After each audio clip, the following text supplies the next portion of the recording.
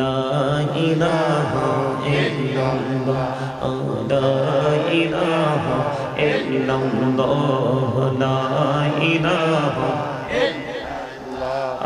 লা ইলাহা ইল্লাল্লাহ লা ইলাহা এই কত সুন্দরী মদিনা কেমনে যাব জানি না রে কত সুন্দর মদিনা কেমনে যাব জানি না রে দয়া করো দয়াল আল্লাহ দয়া করো দয়াল আল্লাহ নসিব করো মদিনা লা ইলাহা ইল্লাল্লাহ লা ইলাহা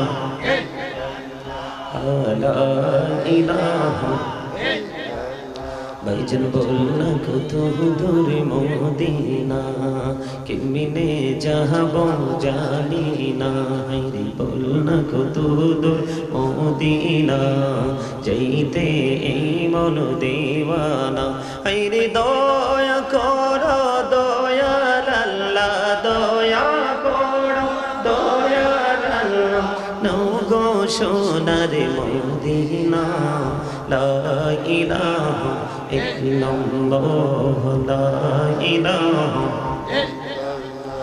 রে নামাজে রোজা ছাইরো না মা বাবাকে ভুলো না রে জান্নাতবাসী হইতে চাইলে জান্নাতবাসী হইতে চাইলে তার বরে করো সাধনা লা ইলাহা ইল্লাল্লাহ লা ইলাহা লা ইলাহা ইল্লাল্লাহ মুহাম্মাদুর রাসূলুল্লাহ সাল্লাল্লাহু আলাইহি ওয়াসাল্লাম আল্লাহ আল্লাহ আল্লাহ আল্লাহ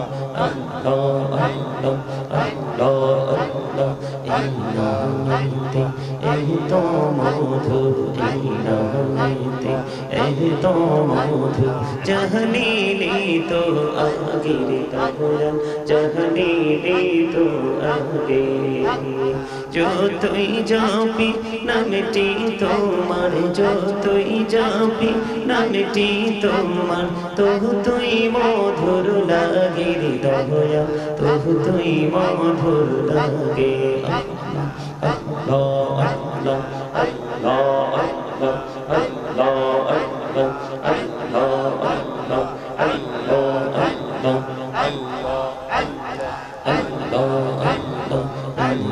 দয়া ক্ষমা করে দাও রে গুনাহ গলে ক্ষমা করিয়া গুনাহ গলে ক্ষমা করিয়া কবুল করে নাও রে দয়া কবুল করে নাও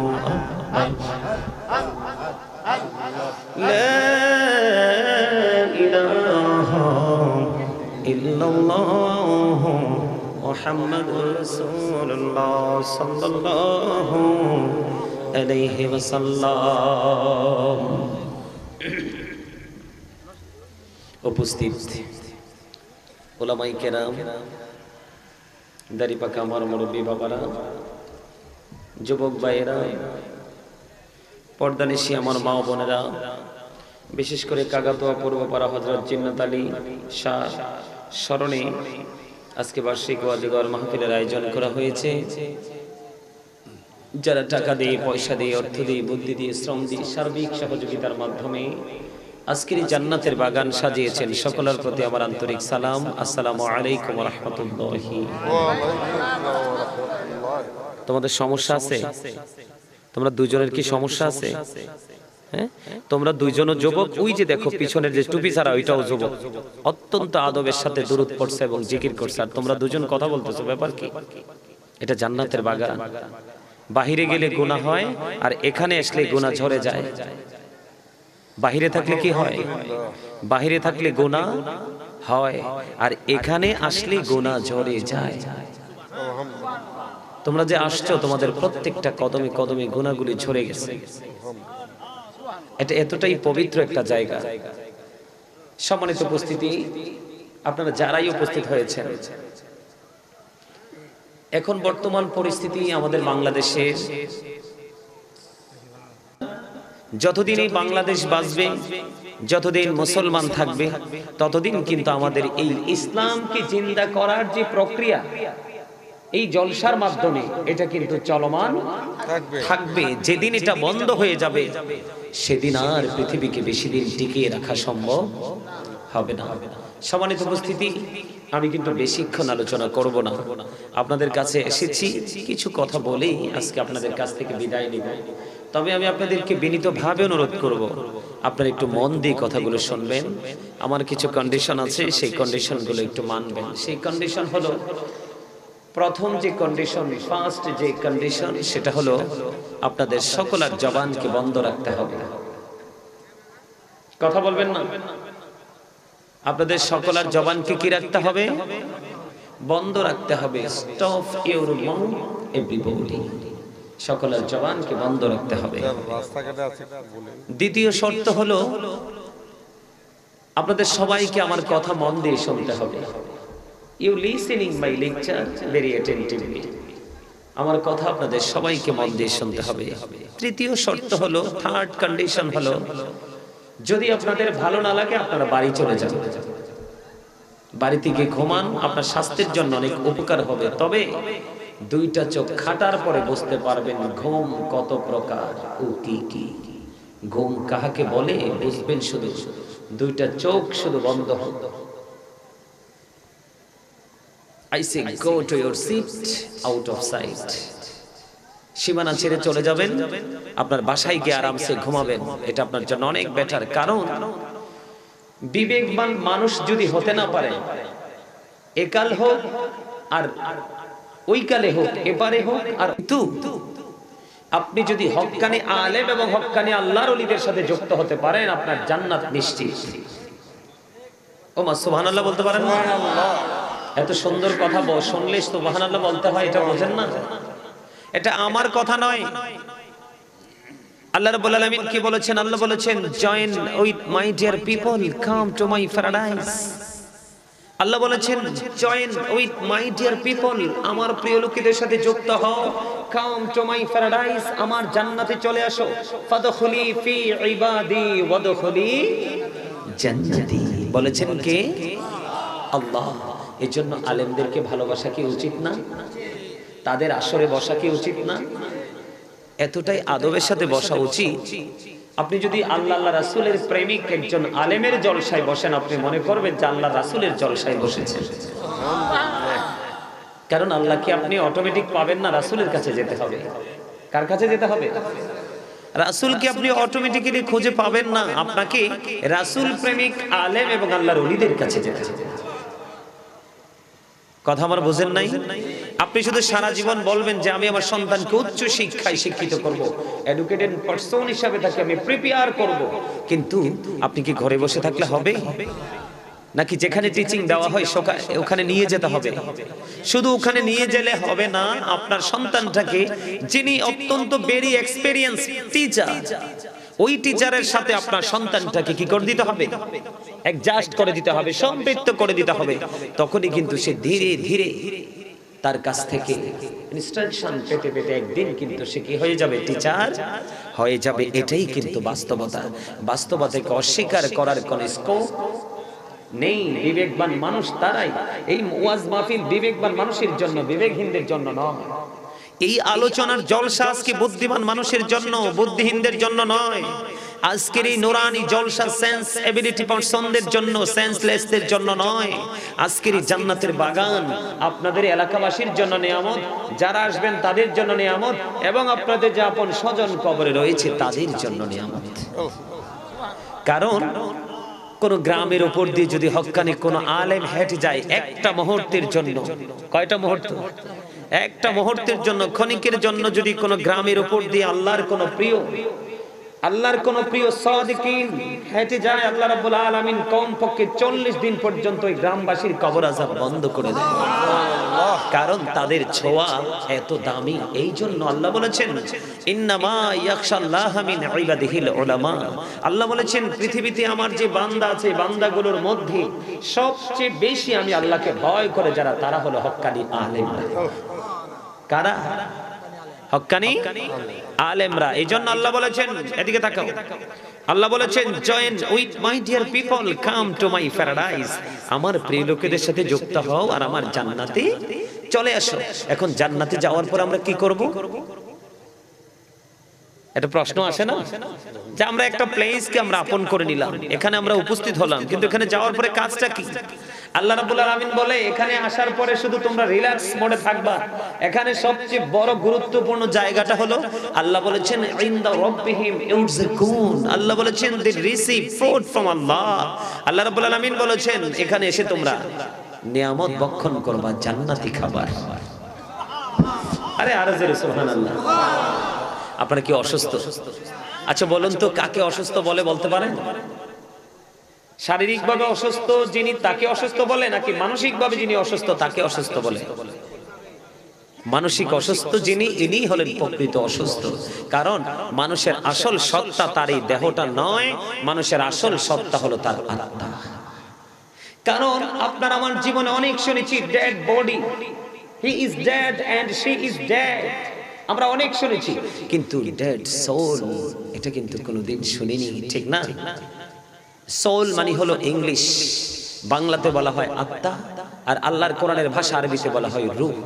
রূহের কোনো মরণ নেই, শুধু প্লেসটা চেঞ্জ করে, স্থান পরিবর্তন করে। আল্লাহ বলেছেন কুলির রূহু মিন আমরি রাব্বি। আল্লাহ বলেছেন say the soul is the word of my lord. Past tense, present tense, future tense, অতীত, বর্তমান, ভবিষ্যৎ। একদিন আমরা ছিলাম না, আজকে আছি, আর একদিন থাকবো না। যেদিন থাকবো না সেদিন কোথায় যাব? কথা বলেন না, আরে কথা বলেন না কেন? আপনাকে আমাকে কি আল্লাহ জবান দিছে বসে বসে চায়ের দোকানে বসে বসে চা খাওয়ার জন্য, মানুষের বদনাম করার জন্য? হ্যাঁ, সময় অসময়ে কি খালি বোট বাদাম এগুলো খাওয়ার জন্য? বেয়ায়ের বাড়িতে গিয়ে ইচ্ছে মতো বিরামহীন ভাবে খাবার খাওয়ার জন্য? কি জন্য দিয়েছে? আল্লাহকে ডাকার জন্য। You are great my dear, কি বলবো, গ্র্যান্ডফাদার, দাদাই তো হবে, তাই না? আমার দাদা বলছে চমৎকার ভাবে যে আপনাকে আমাকে জবান দিয়েছে আল্লাহ রাব্বুল আলামিন আল্লাহর জিকির করার জন্য। কিসের জন্য? এই আমার দিকে তাকান, আল্লাহ বলেছেন ফাযকুরুনি আযকুরুকুম। কি আপনার সমস্যা? না না না, অসুস্থ লাগতেছে তো, আপনি অসুস্থতা বোধ করতেছেন, চলে যাবে, তাহলে চলে যান। যদি আপনার আনিজি লাগে চলে যান। জি জি জি, এই ওনাকে একটু হেল্প করেন তো, আরিফ ওনাকে ধর, নামা। আপনি আস্তে ধীরে চলে যান, আল্লাহ আপনাকে। জি জি আলহামদুলিল্লাহ। আপনারা যদি আমার আলোচনাটা শোনেন, আমি অত্যন্ত ছোট্ট সময়ের মধ্যে গুরুত্বপূর্ণ কথাগুলো বলে যাওয়ার চেষ্টা করব। আপনারা কি আলোচনাটা শুনবেন? এই যে দেখেন, এই যে প্র্যাকটিক্যালি কিন্তু এখানে আপনার আমার জন্য একটা শিক্ষা আছে। আপনার আমার জন্য এখানে একটা শিক্ষা কি জানেন? এই জন্য নাম কি? চলে যাচ্ছেন যে আঙ্কেল আব্দুল আওয়াল মেম্বার, সাবেক, তাই না? সাবেক মেম্বার। এই দেখেন আমরা কিন্তু এখানে সবাই সুস্থ, উনি কিন্তু একটু অসুস্থতা বোধ করতেছেন। এখান থেকে কিন্তু একটা শিক্ষা দেখেন, আমাদের শারীরিক মানসিক সুস্থতার কিন্তু এক সেকেন্ডের ভরসা নেই। বুদ্ধিমান মানুষ হলো ওরা যারা অসুস্থ হয়ে যাওয়ার আগে সুস্থতাকে কাজে লাগায়, যারা ব্যস্ত হয়ে যাওয়ার আগে ফ্রি সময়টাকে কাজে লাগায়, যারা অর্থ ফুরিয়ে যাওয়ার আগে অর্থটাকে আল্লাহর সন্তুষ্টিমূলক কাজে লাগিয়ে দেয়, মৃত্যুবরণ করার আগে যারা জীবনটাকে কাজে লাগায়। আপনাদেরকে বুঝতে হবে সম্মানিত উপস্থিতি, পৃথিবীর অবস্থা মোটেও ভালো না, এর মধ্যে বাংলাদেশের অবস্থা একেবারে ভালো না।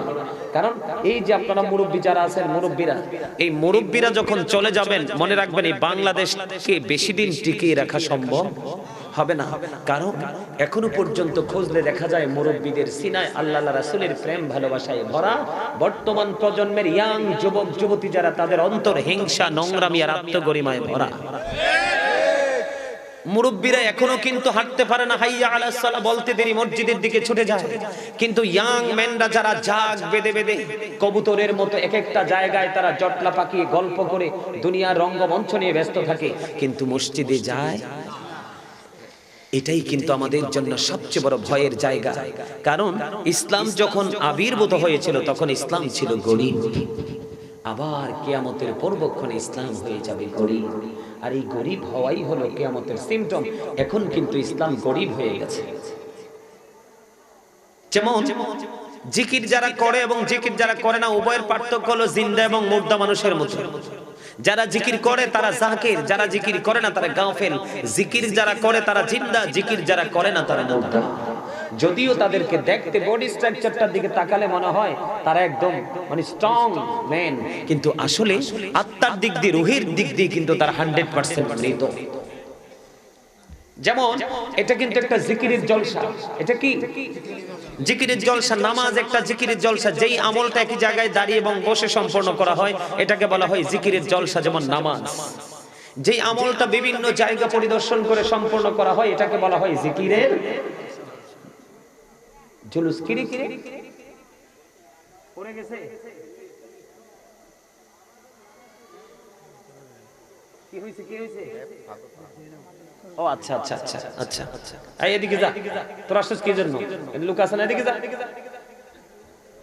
আমার কথা আপনারা কি বুঝেন? আমার দিকে তাকান। আল্লাহ রাব্বুল আলামিন বলেছেন ফাযকুরুনি আযকুরুকুম। আল্লাহ বলেছেন remember me then I will remember you. আল্লাহ রাব্বুল আলামিন বলে দিয়েছেন তোমরা আমাকে স্মরণ করো, আমি তোমাদেরকে স্মরণ করব।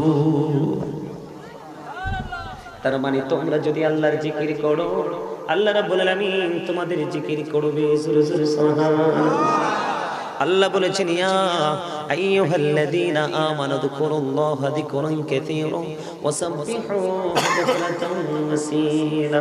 আল্লাহ রাব্বুল আলামিন বলে দিয়েছেন বন্ধু, হে ঈমানদারগণ, তোমরা বেশি বেশি করে আল্লাহর জিকির করো, সকাল টু সন্ধ্যা আল্লাহর পবিত্রতা বর্ণনা করো। জোরে জোরে সুবহানাল্লাহ। ও বন্ধু, কাকাতোয়া পূর্বপাড়া গ্রামের মানুষগুলোকে বলে দিতে চায় জিকির কেমন করে করব। আমার নবী ফয়সালা দিয়ে দিয়েছেন জিকির অন্তর দিয়ে করা যায়, জবান দিয়েও করা যায়। তবে অন্তর এবং জবান দিয়ে দুটো দিয়ে যে জিকির করা হয় ওই জিকিরটাই হলো সবচেয়ে উত্তম জিকির। আল্লাহর হাবিব সরকারি মদিনা তিনি বলে দিয়েছেন তোমরা যখন জিকির করো এমন ভাবে জিকির করো লোকে দেখলে যেন তোমাদেরকে পাগল বলে। সুবহানাল্লাহ। এমন ভাবে জিকির করো মানুষ দেখলে যেন তোমাদেরকে পাগল বলে। বন্ধু হৃদয় খুলে শোনো গো, পৃথিবীর অবস্থা বন্ধ মোটেও ভালো না। পৃথিবীর মানুষ আল্লাহর জিকির ছেড়ে দিয়ে মানুষের জিকির ধরেছে, রাসূলের জিকির ছেড়ে দিয়ে বন্ধু সমাজের প্রভাবশালীদের জিকির শুরু করেছে। এটা কখনোই কোনো মুমিন হতে পারে না, কখনোই কোনো মুমিনের লক্ষণ হতে পারে না। আল্লাহ রাব্বুল আলামিন বলেছেন ওমাল হায়াতুদ দুনিয়া ইল্লা মাতাউল গুরুর।